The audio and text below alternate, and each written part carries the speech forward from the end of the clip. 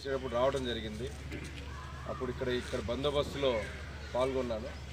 అయితే ఈ election code అమల్లో ఉన్న సమయంలో భారీగా జనాలు గ్యాదర్ అవటం కానీ, లేకపోతే ఏదైనా సెలబ్రేషన్స్, పార్టీకి సంబంధించినటువంటి సెలబ్రేషన్స్ కానీ ఇలాంటి ఏదైనా చేయటం 100% నిషేధం. మరియు అదేవిధంగా 144 సెక్షన్ కూడా అమల్లో ఉంది వచ్చే నెల 6వ తారీఖు వరకు.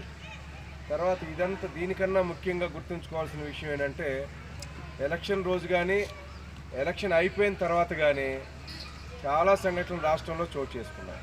లా అండ్ ఆర్డర్కి సంబంధించింది కానీ ఇతరితర ఏదైనా కానీ జరిగింది.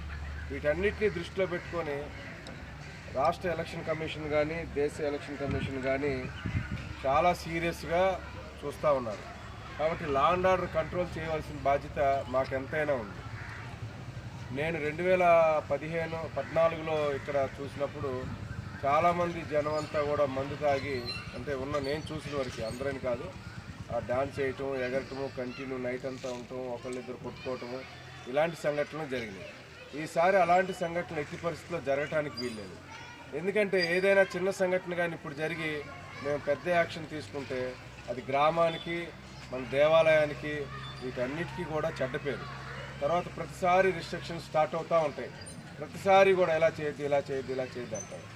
దీంట్లో భాగంగా ఎలక్షన్ కమిషన్ ఉన్నటువంటి గైడ్లైన్స్లో భాగంగా మనకేంటంటే డీజేలు కానీ, ఏదైనా పాట కచేరీలు కానీ, ఏదైనా పాటలు, డ్యాన్సులు, ఇలాంటి సాంఘిక నాటకాలు కూడా వాస్తవంగా అయితే లేదు. సాంఘిక నాటకాలు కూడా, కానీ దేవుని కార్యక్రమం ఇక్కడ గ్రామస్తులు అంత పెద్దగా ఏమి అడావుట్ చేయరు సార్, సాంఘిక నాటకాలు ఏదో అలా జరుగుతాయి అని అంటే అది కూడా డిఎస్పీ గారు పర్మిషన్ ఇస్తే దాన్ని మేము దగ్గరుండి చేస్తాము, గ్రామ పెద్దలు కూడా వింటారంటే సాంఘిక నాటకాలు, పౌరాణిక నాటకాల వరకు పర్మిషన్ ఇప్పించగలం.